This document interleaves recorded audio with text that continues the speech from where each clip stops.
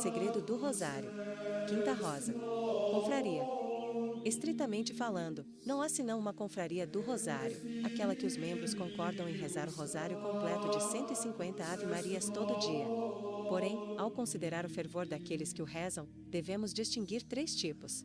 Membros ordinários que rezam e meditam o rosário completo uma vez por semana.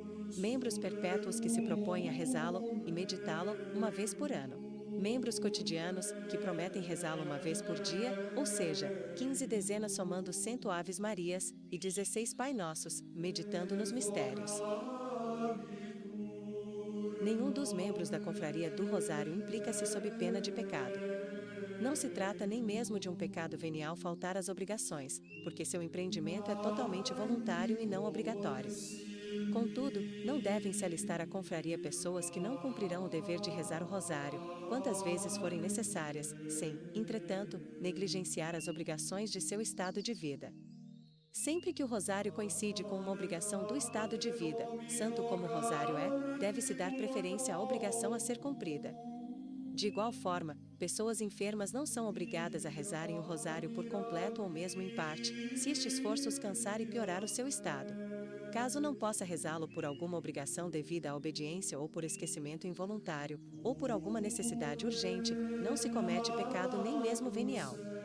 Você receberá os benefícios da confraria da mesma forma, compartilhando de suas graças e méritos de seus irmãos e irmãs no Santo Rosário que o rezam por todo o mundo. Meus queridos católicos, mesmo que você deixe de rezar o rosário por pura negligência ou preguiça, desde que você não possui desprezo formal contra ele, você não pecou, absolutamente falando, entretanto você perde sua participação nas orações, boas obras e méritos da confraria.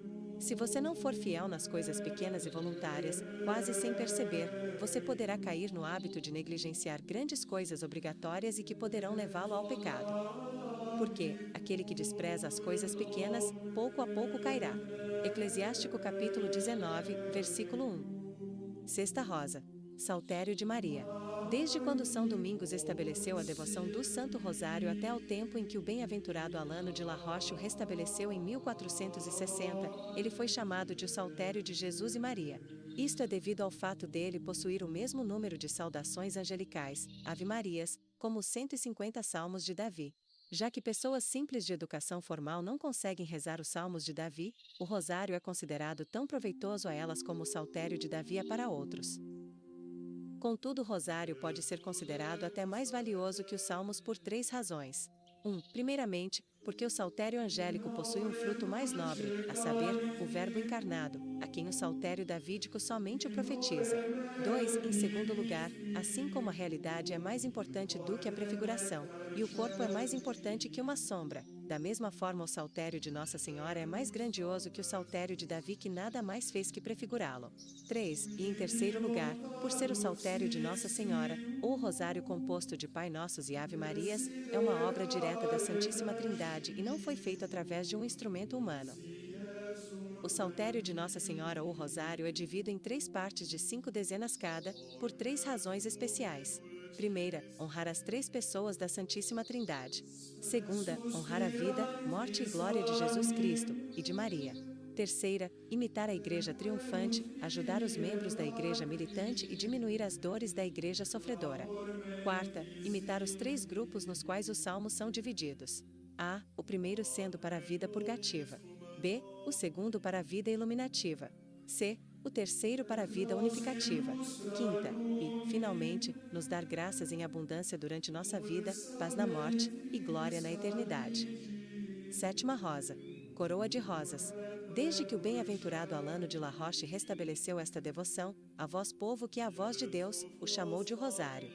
A palavra rosário quer dizer coroa de rosas, vindo a ser, toda vez que o povo reza o rosário de maneira devota eles colocam uma coroa de 153 rosas vermelhas, cor-de-rosa, e 16 rosas brancas nas cabeças de Jesus e Maria. Por se tratarem de rosas celestiais, estas rosas nunca murcham, nem perdem sua fragrância e delicada beleza. Nossa Senhora mostrou sua total aprovação do nome de rosário. Ela revelou a várias pessoas que cada vez que elas rezam uma Ave Maria, elas lhe dão uma linda rosa e que a cada rosário completa uma coroa de rosas. O conhecido jesuíta, irmão Alfonso Rodrigues, tinha por costume rezar seu rosário com tanto fervor que ele estava habituado a ver rosas brancas saírem de sua boca a cada Pai Nosso e uma rosa vermelha a cada Ave Maria. As rosas vermelhas e brancas são iguais beleza e fragrância, tendo por única diferença a cor. As crônicas de São Francisco nos dizem que um jovem frade tinha um costume louvável de rezar o rosário de Nossa Senhora diariamente antes do jantar. Um dia, não se sabe por quê, deixou de rezar. O sino do refeitório já havia tocado quando ele pediu ao superior permissão para rezar antes de ir à mesa, e tendo obtido a permissão recolheu-se à sua cela para rezar. Após um longo tempo que se retirara, o superior enviou outro frade para chamá-lo, e este o encontrou em seu quarto banhado por uma luz celestial ao olhar Nossa Senhora que tinha 2 anjos consigo. Lindas rosas saíam de sua boca a cada Ave Maria. Os anjos as recolhiam uma a uma, colocando-as na cabeça de Nossa Senhora, e ela sorridente as aceitava. Finalmente, 2 outros frades que foram enviados a fim de saber o que acontecia aos 2 primeiros também puderam ver a mesma bela e admirável cena, e Nossa Senhora não se retirou até que o rosário fosse rezado completamente. O rosário completo é, pois, uma grande coroa de rosas e o terço de 5 dezenas é uma pequena coroa de flores ou uma pequena coroa de rosas celestiais que colocamos nas cabeças de Jesus e Maria. A rosa é a rainha das flores, e o rosário, depois da Santa Missa, é a melhor das devoções. 8ª rosa. As maravilhas do rosário. Não é possível para mim expressar em palavras o quanto Nossa Senhora pensa a respeito do Santo Rosário e de como ela imensamente o prefere em relação a todas as outras devoções. Nem posso eu me expressar de maneira suficiente o quanto ela recompensa aqueles que trabalham, a fim de propagar esta devoção a fim de estabelecê-la e divulgá-la, nem por outro lado, o quanto ela pune aqueles que trabalham contra esta devoção. Durante sua vida, São Domingos, nada tinha em seu coração além do louvor a Nossa Senhora, da pregação de sua grandeza e de inspirar a todos a honrá-la com a reza do Rosário. Como recompensa ele recebeu inumeráveis graças dela. Exercendo seu grande poder como Rainha dos Céus, ela coroou seu trabalho com muitos milagres e prodígios. Deus Todo-Poderoso sempre lhe concedeu o que pediu através de Nossa Senhora. A maior honra de todas foi o que ela o ajudou a vencer a heresia albigense e fez dele o fundador e patriarca de uma grande ordem religiosa. Quanto ao bem-aventurado Alano de La Roche, que restaurou a devoção do Rosário, ele recebeu muitos privilégios de Nossa Senhora. Ela graciosamente lhe apareceu muitas vezes a fim de ensinar-lhe como obrar por sua salvação, como tornar-se um bom sacerdote e ser um perfeito religioso e como seguir o exemplo de Nosso Senhor. Ele era horrivelmente tentado e perseguido pelos demônios, e em seguida ele costumava cair numa tristeza profunda e às vezes ele chegava perto do desespero, mas Nossa Senhora sempre o confortou com sua presença dócil que bania as nuvens da escuridão de sua alma.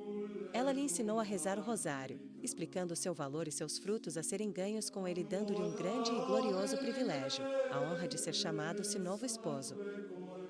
Como símbolo de seu amor casto por ele, ela colocou um anel em seu dedo e um laço feito de seu próprio cabelo em volta de seu pescoço e lhe deu um rosário.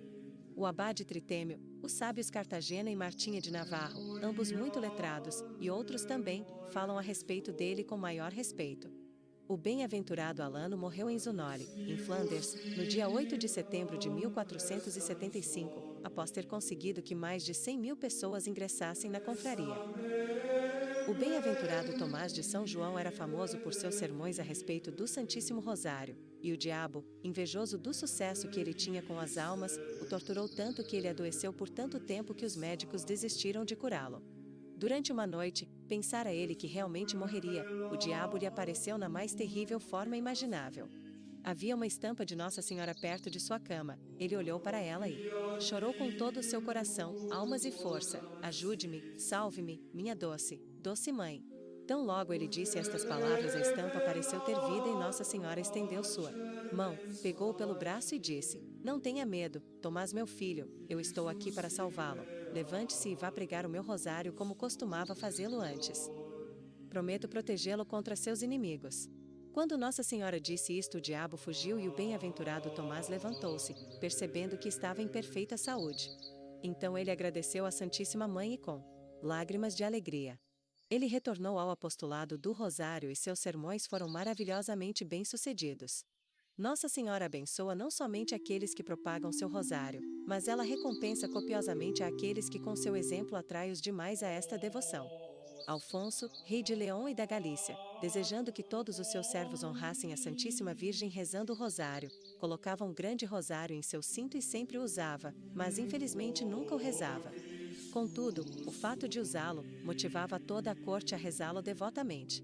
Um dia o rei adoeceu gravemente e quando creram que estava para morrer, ele caiu em êxtase, viu-se a si mesmo perante o trono do julgamento de Nosso Senhor.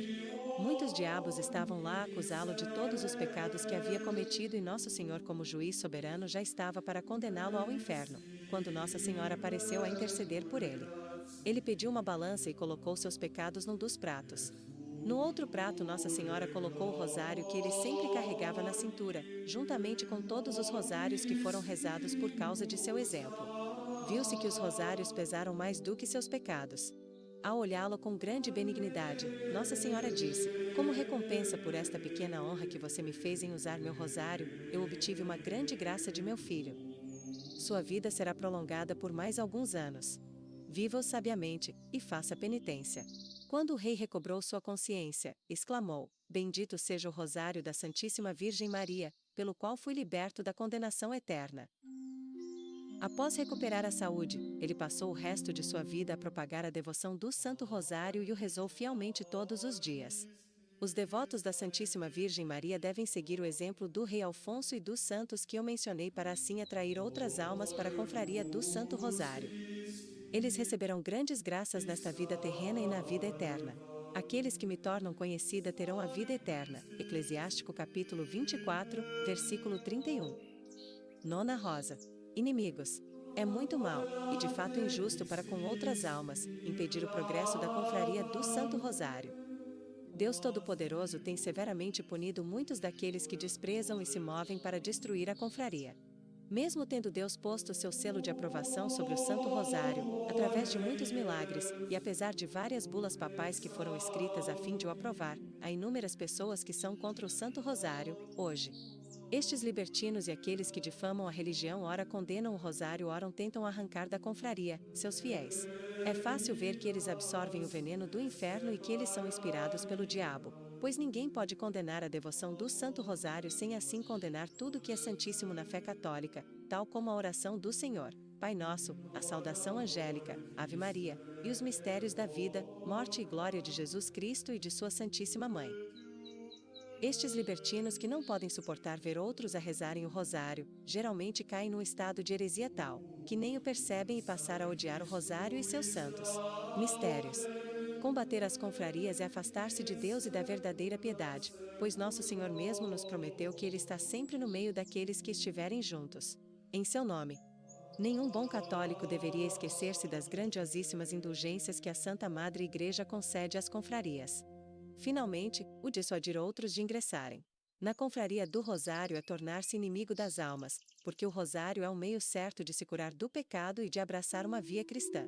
São Boaventura, em seu Saltério, disse que aquele que despreza Nossa Senhora perecerá em seus pecados e será condenado, aquele que a nega, morrerá em seus pecados.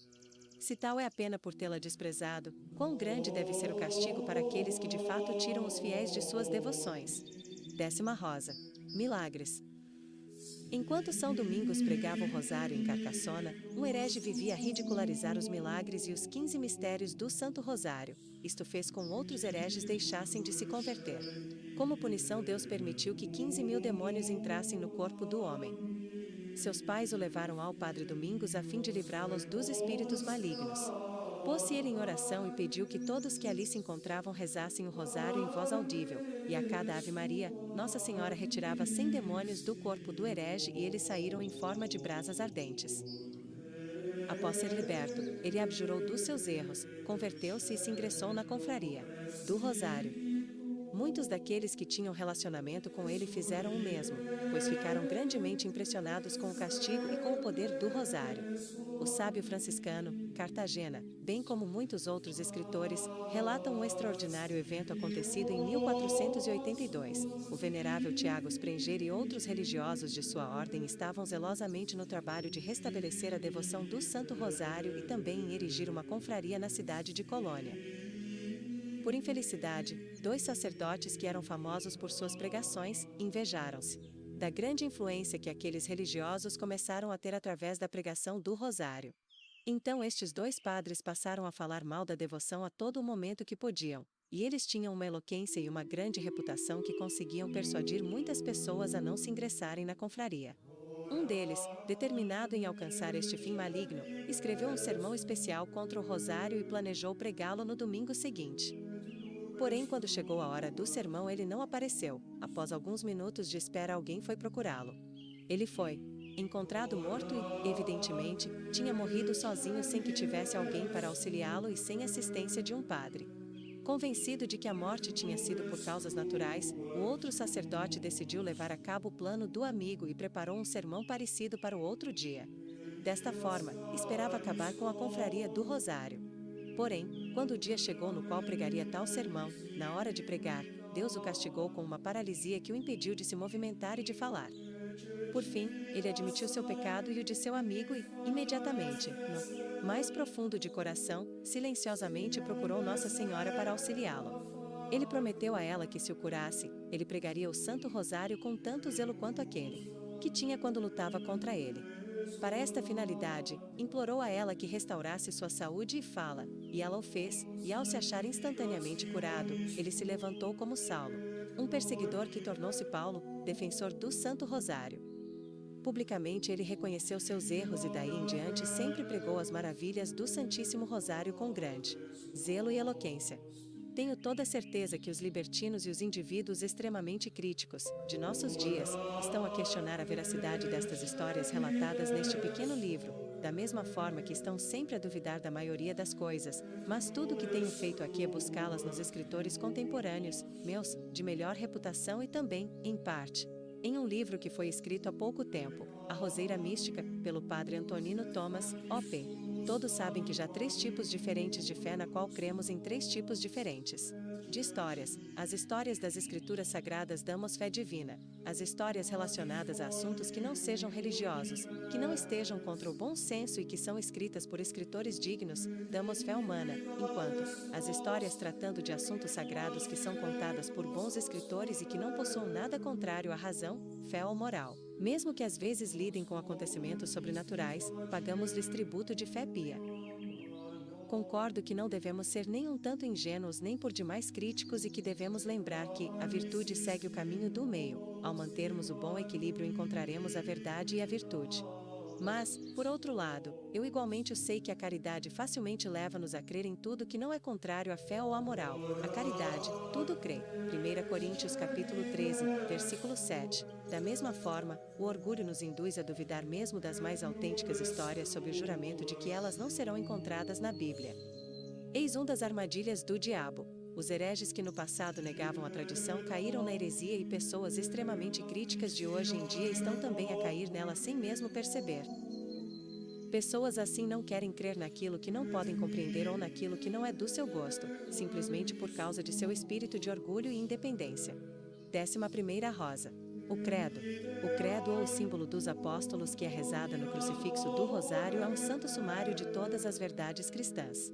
É uma oração que possui grande mérito porque a fé é a raiz, a base e o começo de todas as virtudes cristãs, de todas as virtudes eternas e também de todas as orações que são do agrado do Deus Todo-Poderoso. O que se aproxima de Deus, creia, Hebreus capítulo 11, versículo 6. Qualquer um que quiser ir a Deus deve primeiro crer e quanto maior a fé, mais mérito sua oração obterá. Quanto mais poderosa for, mais ela irá glorificar a Deus. Eu não irei aqui explicar o credo palavra por palavra, mas não posso resistir em dizer que as primeiras palavras, creio em Deus, são um meio de santificação maravilhosamente efetivas em nossas almas e de expulsar demônios, porque estas palavras contêm os atos das 3 virtudes teologais, fé, esperança e caridade. Foi através destas palavras creio em Deus Pai que os santos venceram as tentações, especialmente aquelas quanto à fé, esperança e caridade, não importando se foram pronunciadas durante sua vida ou na hora da morte. Estas também foram as palavras de São Pedro, o mártir. Um herege depois de cruel manobra com a espada separou a cabeça de São Pedro, em 2 partes, mas mesmo assim, o santo no seu último suspiro, conseguiu escrever na areia, creio em Deus Pai.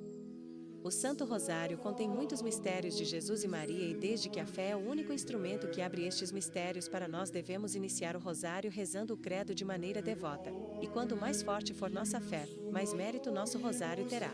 É preciso que esta fé seja viva e animada pela caridade. Em outras palavras, a fim de rezar de maneira certa o Rosário, é necessário estar em estado de graça com Deus, ou pelo menos em sua busca. Esta fé deve ser forte e constante, ou seja, não se espera encontrar na oração do Rosário uma devoção sensível e consolo espiritual. Nem mesmo deve-se deixar de rezar se a mente encontrar cheia de distrações involuntárias ou estar a sentir uma estranha sensação na alma de maneira contínua, com uma fadiga opressiva no corpo.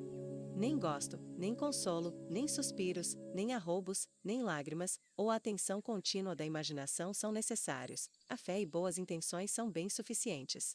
Basta somente a fé, de Pang Língua, São Pedro de Verona, OP 1206 e FIM 1253, foi um sacerdote dominicano que combateu zelosa e corajosamente a heresia.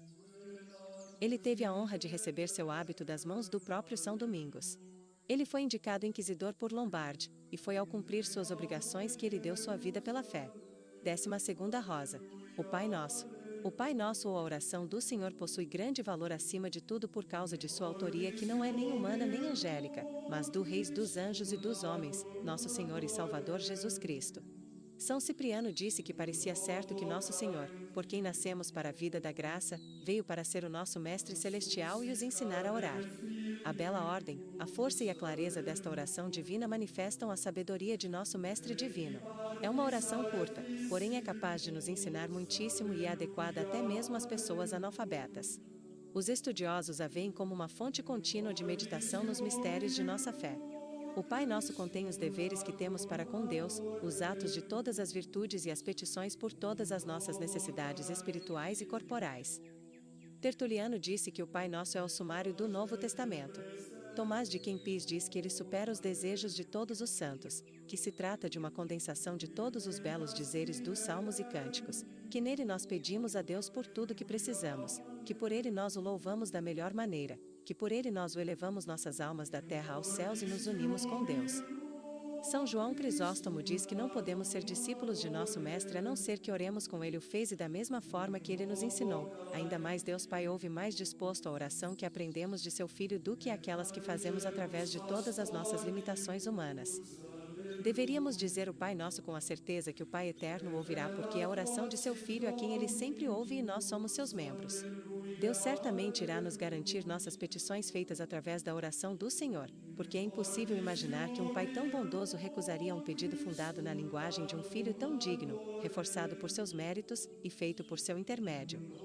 Santo Agostinho diz que sempre que rezamos o Pai Nosso devotamente, nossos pecados veniais são perdoados. O justo cai 7 vezes por dia, mas na oração do Senhor ele encontrará 7 petições que o ajudarão a evitar a cair e o protegerá de seus inimigos espirituais. Nosso Senhor, sabendo o quanto somos fracos e miseráveis, e em quantas dificuldades nos encontramos, fez sua oração curta e fácil de se rezar, para que nós a rezemos devotamente e frequentemente. Podemos ter certeza de que Deus Todo-Poderoso rapidamente virá em nosso auxílio.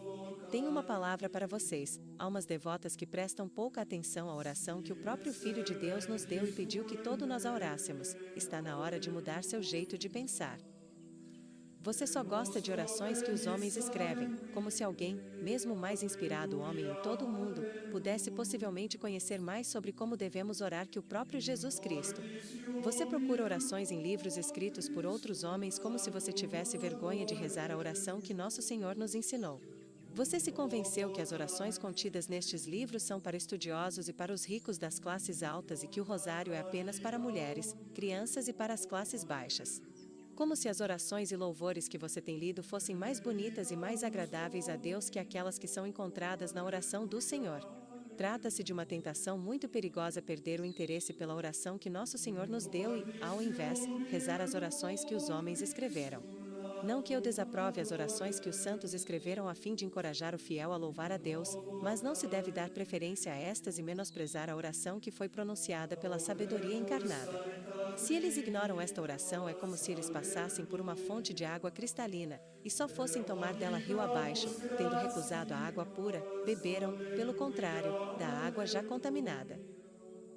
Porque o rosário é composto da oração do Senhor e da saudação angélica, trata-se de água pura e que nunca cessa de jorrar, que origina da fonte da graça, enquanto as orações que eles procuram nos livros são nada mais que pequenos regos de água criados a partir desta fonte. As pessoas que rezam a oração de Nosso Senhor, cuidadosamente, pensando em cada palavra e meditando nele, podem se chamar bem-aventurados porque nesta oração eles encontraram tudo o que precisam ou podem vir a desejar. Quando rezamos esta maravilhosa oração, nós tocamos no coração de Deus no seu mais íntimo, pois o chamamos pelo doce nome de Pai, Pai Nosso. Ele é o mais querido dos pais, todo-poderoso em sua criação, maravilhoso na forma que mantém o mundo, completamente amável em sua divina providência, sempre bom e infinitamente mais na redenção. Nós temos Deus como Pai, logo somos todos irmãos e o céu é o nosso lar e nossa herança. Isto deveria ser mais do que suficiente para nos ensinar a amar a Deus e ao nosso próximo e a desapegar das coisas deste mundo. Assim devemos amar nosso Pai Celeste e devemos dizer-lhe repetidamente: Pai nosso que estais nos céus, que preencheis os céus e a terra com a imensidão do vosso ser, que estais presente em todo lugar, vós que estais nos santos por vossa glória, no condenado por vossa justiça, no bom por vossa graça, e mesmo nos pecadores por vossa paciência, com a qual vós os tolerais. Faça com que vos procuremos que possamos nos lembrar que nós viemos de vós, faça com que vivamos como vossos verdadeiros filhos devem viver. Dá-nos a graça de que caminhemos para vós, e nunca desviemos. Faça com que usemos nossa total força, nossos corações, almas e ardor em vossa direção. E para vós somente. Santificado seja o vosso nome. O profeta e rei Davi disse que o nome do Senhor é santo e inspira temor reverencial. Isaías disse que os céus estão sempre a ecoar com louvores dos serafins que incessantemente louvam a santidade do Senhor Deus dos exércitos. Pedimos aqui que o mundo todo aprenda a conhecer e adorar os atributos de nosso Deus que é tão grande e santo. Nós pedimos que ele possa ser conhecido, amado e adorado pelos pagãos, turcos, judeus, bárbaros e por todos os infiéis. Que todos os homens o possam servir e glorificá-lo por uma fé viva, uma esperança firme, uma caridade ardente, através da renúncia a todas as crenças errôneas. Em poucas palavras, que todos os homens sejam santos como ele mesmo é. Venha o vosso reino. Reinai vós em nossas almas, por vossa graça, para que após a morte possamos nos encontrar para reinar convosco em vosso reino em perfeita e infinda felicidade. Ó, Senhor, nós firmemente cremos nesta felicidade por vir. Nós cremos e o esperamos, porque Deus Pai o prometeu em sua grande bondade. Para nós foi adquirido pelos méritos de Deus Filho e no amor de Deus Espírito Santo, que é a luz, que fez isto ser conhecido por nós. Seja feita a vossa vontade, assim na terra como no céu. Como o Tertuliano diz, esta sentença não vem a dizer em momento algum que estamos com medo de que as pessoas não estejam cumprindo os desígnios de Deus, porque nada acontece sem que a divina providência tenha antes previsto e disposto, tudo conforme seus planos. Nenhum obstáculo em todo o mundo pode impedir que a vontade de Deus se realize. Ao contrário, quando dizemos seja feita a vossa vontade, estamos pedindo a Deus que nos faça humildes e obedientes a tudo que Ele nos tenha ordenado nesta vida. Nós também lhe pedimos que nos auxilie, em todas as coisas e em todo o tempo. Sua santa vontade, que nos foi ensinada dos mandamentos, deve ser feita com a mesma prontidão, amor e constância como as dos santos e anjos nos céus. O pão nosso de cada dia nos dai hoje. Nosso Senhor nos ensinou a pedir a Deus tudo o que precisamos, tanto na ordem espiritual como na temporal.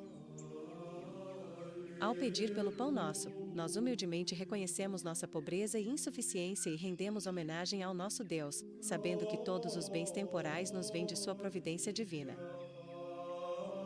Ao dizermos pão, estamos pedindo somente aquilo que nos é necessário para viver. É claro, isto não inclui o supérfluo. Nós pedimos que o pão nosso de cada dia nos seja dado hoje, que quer dizer que nós estamos preocupados com o presente, deixando o futuro nas mãos da providência.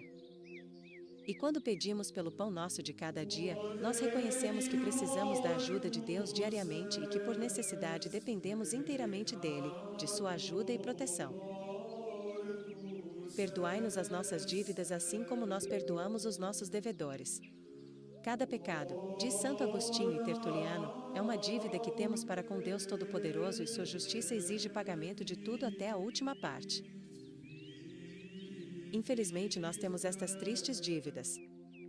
Não importando quantas são, devemos ir a Deus em confissão e com verdadeiro pesar por nossos pecados, dizendo: Pai nosso que estais nos céus, perdoai os nossos pecados de pensamento, de fala, de atos e omissões, que nos fazem infinitamente culpados aos olhos de vossa divina justiça.